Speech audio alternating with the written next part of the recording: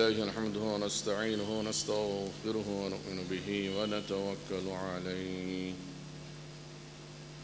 ونعوذ بالله من شرور أنفسنا ومن سيئات أعمالنا من يهده الله فلا مضل له ومن يضلله فلا هادي له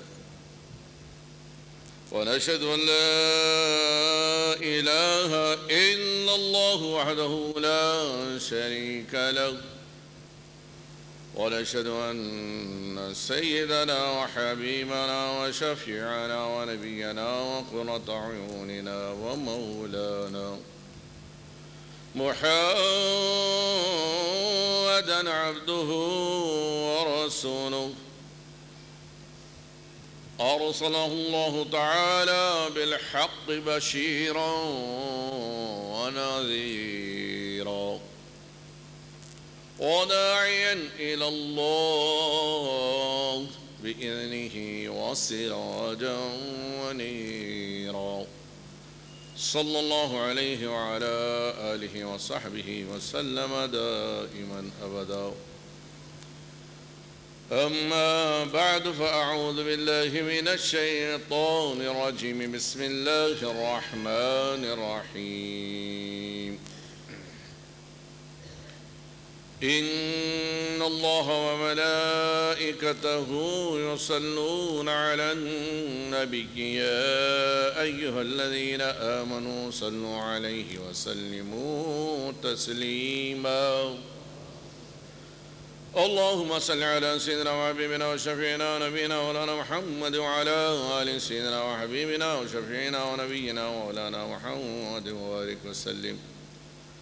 اللهم صل وسلم على النبي الأمي وآله صلاة دائمة بدوام ملكك وصل عليه وعلى آله وصحبه بعدد كل ذرة ألف مرة عدد ما ذكره الذاكرون وعدد ما غفل عن ذكرك وذكره الغافلون. وسلم عليه وعلى آله وصحبه وسلم تسليما كثيرا كثيرا. بسم الله الرحمن الرحيم. محمد رسول الله والذين معه أشداء على الكفار رحماء بينهم تراهم ركعا سجدا يبتغون فضلا من الله ورضوانا سيماهم في وجوههم من أثر السجود ذلك مثلهم في التوراة ومثلهم في الإنجيل كزرع أخرج شطأه فآزره فاستغلظ فاستوى على سوقه يعجب الزراع ليغيظ بهم الكفار. وعد الله الذين آمنوا وعملوا الصالحات منهم مغفرة وأجرا عظيما. صدق الله العظيم وصدق رسوله النبي الأمين الكريم ونحن على ذلك لمن الشاهدين والشاكرين. آمين والحمد لله رب العالمين. سامعین اکرام، قرآن کریم میں سورۃ الفتح کی آخری آیت شریفہ میں نے ابھی تلاوت کی ہے، جس میں مولا تعالیٰ نے اپنے محبوب صلی اللہ علیہ وسلم کا نام نامی محمد صلی اللہ علیہ وسلم رسالت کی صفت کے ساتھ بیان فرمایا اور حضور ختم مرتبت علیہ الصلاۃ والتسلیم کی جو اصحاب ہیں ان میں اختصار اور اجمال کے ساتھ بعض مخصوص صفتوں کا ذکر کر کے جو اس صفت کے موصوف ہیں ان کا بیان ہوا. پھر ایمان والوں کا ذکر، ان کے لیے انعامات کا اعلان اور ان کی پاک طینت سیر اور ان کی وہ مصفہ صفات جو اللہ کے پاس مقبول ہیں اس کا بیان فرمایا. آغاز کلام میں پہلا لفظ محمد کا ہے صلی اللہ علیہ وسلم. یہ سورہ فتح کی آخری آیت شریفہ ہے. محمد رسول اللہ، محمد صلی اللہ علیہ وسلم اللہ کے رسول. والذین معه اشداء علی الکفار رحماء بینہم تراہم رکعا سجدا.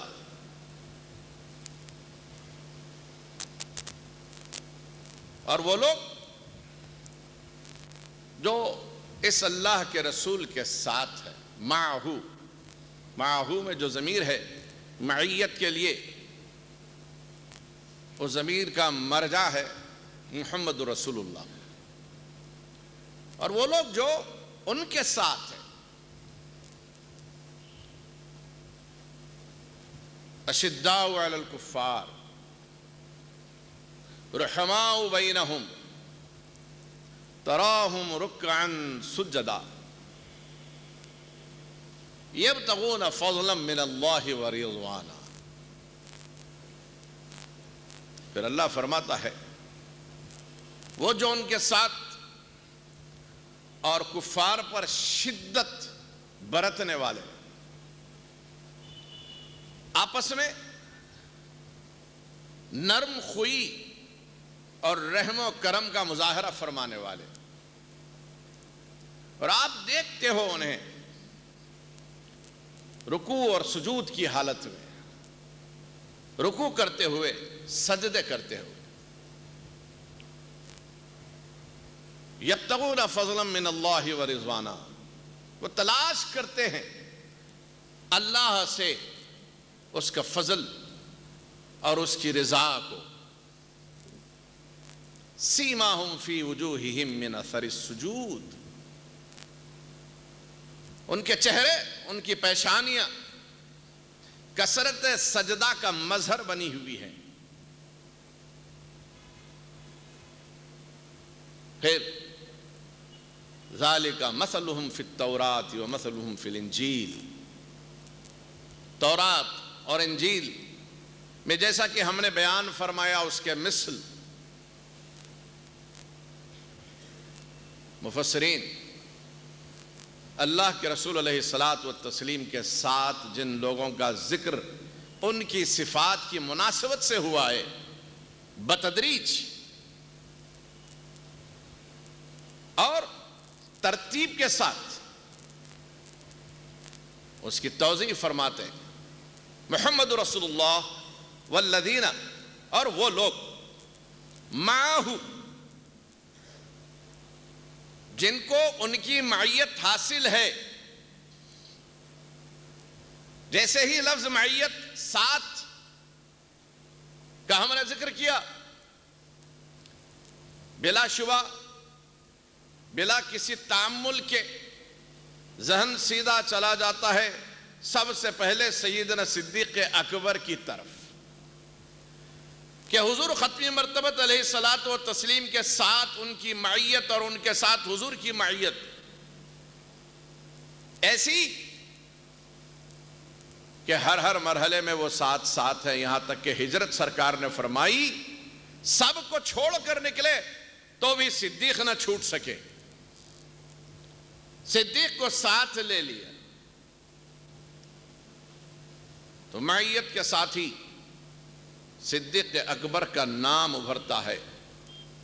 اور اشداء علی الکفار کی جب بات ہوتی ہے شدت برتنے والے کفار پر تو بلا شبہ عمر فاروق کے جلوے نمایاں ہو جاتے ہیں. اور آپس میں رحم و کرم کی جب بات ہوتی ہے تو ایک ذات ہے جو مینار نور بن کے چمکتی ہے رحم و کرم کی، وہ ذات ہے عثمان غنی کی. اور جب کثرت رکوع و سجود کی بات ہوتی ہے اور جس کے چہرے سے سجدوں کے آثار نمایاں ہو جائیں، جب یہ صفت کا بیان ہوتا ہے تو ایک ذات ہے جو ذات علی مرتضیٰ کہلاتی ہے، اس کی طرف ذہن چلا جاتا ہے. اللہ نے چاروں کی صفات کا ذکر اسی ترتیب میں فرمایا جس ترتیب میں انہیں خلافت دی جانے والی تھی. اہل بصیرت کے لیے اشارے ہیں قرآن میں، جیسے امام جعفر صادق نے فرمایا کتاب اللہ علی اربعۃ اشیاء العبارۃ والاشارۃ والحقائق واللطائف. العبارۃ لاہل اللسان والاشارۃ لخواص والحقائق لاخص الخواص واللطائف لانبیاء فقط. اللہ کی کتاب چار چیزوں پر تقسیم ہے. ایک عبارت ہے، دوسرے اشارے ہیں، تیسرے حقائق، چوتھے لطائف. عبارت تو اہل لسان کے لیے ہے جن کو زبان آتی ہو اللہ کے کلام کی، جو عربی زبان سے واقف ہے ان کے لیے تو عبارت ہے کہ کم از کم قرآن کے ظاہری معنی تو وہ سمجھ لیتے ہیں. دوسرے اس میں اشارے ہیں، اور یہ اشارے اللہ تعالیٰ نے اپنے خاص بندوں کے لیے رکھے ہیں. اور اس میں جو حقائق ہیں، یہ حقائق تک پہنچنا ہر کس و ناکس کے بس کی بات نہیں ہے، بلکہ اس منصب پر وہ لوگ فائز ہیں. یہ مقام، یہ مرتبہ صرف انہی کو دیا گیا ہے جن کو اللہ نے اپنی پسند سے چن لیا ہے. اور اس میں جو لطائف ہیں، جو لطیف باتیں بیان ہوئی ہیں، یہاں کسی امتی کا گزر نہیں ہے، بلکہ یہ صرف نبوت کا خاصہ ہے، سوائے نبی کے کوئی نہیں جانتا. میں نے بارہا عرض کیا ہے کہ 30 پاروں کا ترجمہ اور تفسیر موجود ہے، لیکن کچھ آیات شریفہ ایسی ہیں جن سے مفسر مترجم صرف نظر کر لیتا ہے اور اپنی عاجزی کا اعلان کرتا ہے. الف لام میم لکھا گیا، کوئی ترجمہ نہیں کیا گیا. حامیم عین سین قاف لکھی گئی، کوئی ترجمہ نہیں کیا گیا. کاف یا عین صاد والی آیت شریفہ سورہ مریم کی پہلی آیت موجود ہے، کوئی مترجم اس کا ترجمہ نہیں کرتا، کوئی مفسر اس کی تفسیر بیان نہیں کرتا. نون کوئی نہیں جانتا، یاسین کسی کو نہیں معلوم، طٰہٰ کسی کو نہیں معلوم. کچھ آیات مبارکہ ایسی ہیں جن پر راز کے پردے کل بھی پڑے ہوئے تھے، آج بھی پڑے ہوئے ہیں. صبح محشر تک راز و نیاز کی یہ باتیں صرف محب جانتا ہے اور اس کا محبوب جانتا ہے. حد تو یہ ہے کہ لانے والے جبرائیل کو بھی خبر نہیں ہے کہ کیا کہا گیا اور کیا سنا گیا اور کیا سمجھا گیا، کوئی نہیں جانتا. الف لام میم جبرائیل لے کے پہنچے، پڑھ کر کے سنایا. امی لقب رسول اعادہ فرماتے ہیں سن کر، اور اتنا بعض دفعہ اعادہ کرتے ہیں کہ مشقت میں پڑ جاتے ہیں، محنت کرتے ہیں کہ کہیں کوئی لفظ کوئی حرف سہون چھوٹ نہ جائے. اللہ کو یہ بھی ناگوار ہوا. محبوب تو مشقت میں پڑ جائے. ہم نے قرآن اسی لیے نہیں نازل کیا ہے.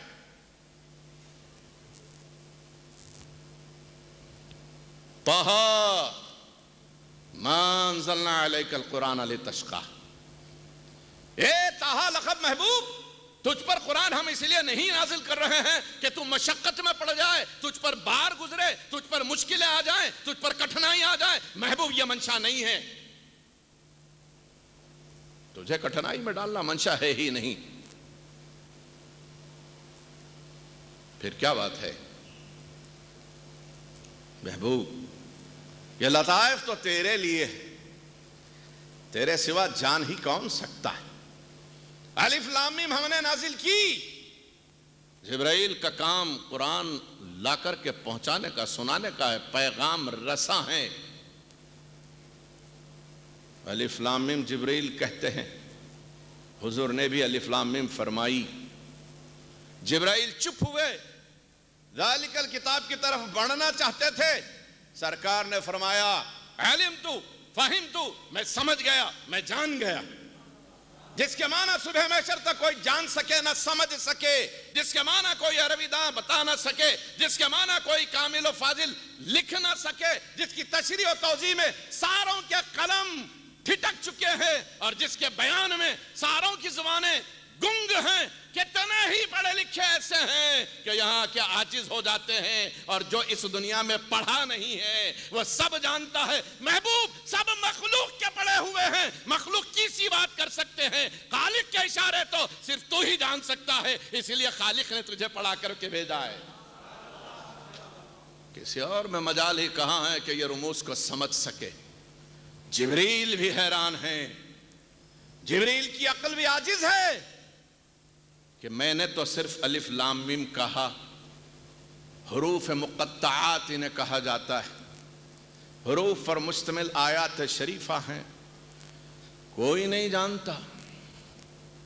لیکن وہ امی لقب جو پڑھا لکھا یہاں نہیں ہے، یہاں پڑھا لکھا نہیں ہے، پڑھے ہی کیوں یہاں؟ جو سب کو سکھانے کے لیے آیا ہے وہ کسی سے سیکھے، یہ خدا کو کبھی گوارا نہ ہوا۔ جس کو میں نے سکھایا ہے، جس کا استاذ میں ہوں، اب وہ کسی اور کے آگے زانو ادب طے کرے، یہ قدرت کو گوارا نہیں، بلکہ حق تو یہ ہے کہ قدرت کے شایان شان نہیں کہ خدا جس کو سکھانے پر فخر کرے، اور خدا سے سیکھنے پر جو فخر کرے وہ دنیا میں سیکھنے کے لیے نہیں آیا بلکہ سکھانے کے لیے آیا ہے۔ یہی وجہ ہے کہ نہ صرف وہ سکھانے کے لیے آیا بلکہ اس کی بارگاہ میں جبرائیل سکھانے کے لیے بھیجے بھی جائیں تو آ کے یہ نہیں کہتے ہیں کہ میں سکھانے کے لیے آیا ہوں۔ حدیث جبرائیل مشہور حدیث ہے، صحہ میں موجود ہے، جبرائیل کو بھیجا گیا تھا اہل ایمان کو اسلام، ایمان اور احسان کیا ہے بتانے کے لیے۔ جبرائیل آئے، انسانی شکل میں آئے حضور کے پاس۔ جبرائیل انسانی شکل میں آئے، حدیث میں ہے کہ سفید لباس تھا اور چہرے پر گھنی کالی ریش۔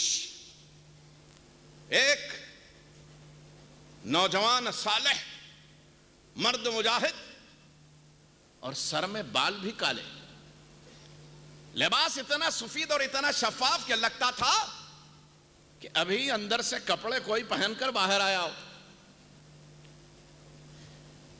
سدرا سے سفر کرتے ہوئے زمین تک پہنچ گئے، 7 آسمانوں سے نزول کرتے ہوئے، فضائی گرد و غبار سے گزرتے ہوئے، زمین کی آلودگی کو قبول کرتے ہوئے بارگاہ رسالت میں پہنچے تو لباس اتنا شفاف تھا، ایسا لگ رہا تھا کہ کمرے سے کوئی سنگھار کر کے باہر آیا ہو۔ صحابہ اس اجنبی کو دیکھتے، یہ اجنبی آتا ہے محفل میں سلام کرتا ہے بارگاہ رسالت میں، سرکار قریب آنے کی اجازت دیتے ہیں، یہاں تک قریب ہو جاتا ہے کہ حدیث شریفہ میں ہے کہ آپ 2 زانوں بیٹھے ہوئے سرکار سے اتنے قریب ہو گئے، ایسا لگتا تھا کہ کہیں آپ کے زانوں حضور کے زانوں سے مس نہ کر جائیں۔ صحابہ حیران ہیں کہ یہ کون ہے جس کی اتنی جسارت و جرأت ہے کہ قریب سے قریب تر ہوا جا رہا ہے، اور رسول اللہ کے چہرے پر کوئی ناگواری کے آثار نہیں ہے۔ حضور ملاحظہ فرما رہے ہیں، 2 زانوں بیٹھ گئے۔ پہلے طریقہ تھا استاذ کے سامنے شاگرد جب بیٹھتا تو 2 زانوں بیٹھتا تھا، اسی لیے کہتے ہیں ہم نے فلاں کے آگے زانو ادب طے کیا۔ کسی سے کچھ سیکھا ہے تو اردو استعارے ہیں، ہم کہتے ہیں کہ ہم نے فلاں کے آگے زانو ادب طے کیا۔ جبرائیل آئے تو ادب کے 2 زانوں، جس طرح آپ نماز میں حالت قاعدہ میں تشہد پڑھنے کے لیے بیٹھ جاتے ہیں، جبرائیل ایسے ہی رسول اللہ کے روبرو ہو گئے، قریب ہو گئے اور بیٹھ گئے۔ اس کے بعد کیا کہا یا رسول اللہ، اے اللہ کے رسول، اخبرنی، مجھے خبر دیجئے، سکھلائیے، بتلائیے، مل اسلام، ومل ایمانو ومل احسان، اسلام کیا ہے، ایمان کیا ہے اور احسان کیا ہے؟ سرکار ختم مرتبت نے اسلام سمجھایا، ایمان سمجھایا، اسی کا چربہ ہے جس کو آپ ایمان مجمل اور ایمان مفصل کے نام سے پڑھتے ہیں۔ پھر احسان کیا ہے؟ حدیث احسان کہتے ہیں اس ساری حدیث کو، حدیث جبرائیل بھی کہتے ہیں اسی حدیث کو۔ جب مل احسان کہا تو فرمایا ان تعبد اللہ کانک تراہ فإن لم تکن تراہ فإنہ یراک، تو عبادت ایسے کر اللہ کی کہ تو اسے دیکھ رہا ہے جس طرح، پس اگر تو اس کو نہیں دیکھ سکتا تو بے شک وہ تجھے دیکھ رہا ہے۔ یہ احسان، یہ اجنبی شفاف لباس لیا ہوا، یہ اس گفتگو کے بعد اٹھ کھڑا ہوا، محفل سے چلا گیا۔ حضور صلی اللہ علیہ وسلم نے صحابہ سے پوچھا کہ میرے صحابیوں، جانتے ہو کہ یہ اجنبی شخص کون تھا، یہ نو وارد کون تھا؟ حدیث کے الفاظ میں طلع رجل علینا ہے، ہم پر ایک مرد آدمی طلوع ہوا، ہماری محفل میں پہنچا، جبکہ فرشتے مرد عورت کوئی جنس ان کی نہیں ہے، نہ نر ہے نہ مادہ ہیں، نور کی مخلوق ہے، نہ یہ نر ہے نہ مادہ ہیں، لیکن لفظ رجل کا جو استعمال عربی میں ہوتا ہے مرد آدمی کے لیے ہوتا ہے۔ سرکار نے فرمایا طلع رجل علینا، ہمارے پاس ایک مرد آدمی آیا، مرد کا لباس لے کے آئے تھے تو حدیث میں مرد کہا گیا، حالانکہ اصل میں مرد نہیں ہے، اصل میں جبرائیل مرد نہیں ہے، نہ وہ عورت ہے نہ مرد ہیں۔ یہ مرد عورت تو انسانوں میں ہوتے ہیں، وہ انسان ہی نہیں، بشر ہی نہیں، آدمی ہی نہیں، آدم زاد ہی نہیں، بلکہ وہ تو نور کی مخلوق ہے۔ اور نور کی مخلوق کے بارے میں فرمایا گیا شکل نور یتشکل باشکال مختلفۃ، نورانی شکلیں موقع اور محل کے اعتبار سے، زمانے اور مصلحت کے اعتبار سے جو چاہے شکلیں اختیار کر لیتی ہیں۔ وشکل النار ایضا یتشکل باشکال مختلفۃ، اور نار کی جو بنی ہوئی مخلوق ہے جنات، انہی میں جو سرکس ہیں وہ کہلاتے ہیں شیطان، شیطان شیطان سے پیدا ہے یا شیطان سے بنا ہے، ایک الگ بحث ہے۔ بہرحال وہ بھی وقتاً فوقتاً جب چاہتے ہیں اپنی شکلیں بدلتے ہیں، اللہ نے انہیں ایسا اختیار دیا ہے۔ کوئی شیطان اگر بلی قلم کو دکھائی دے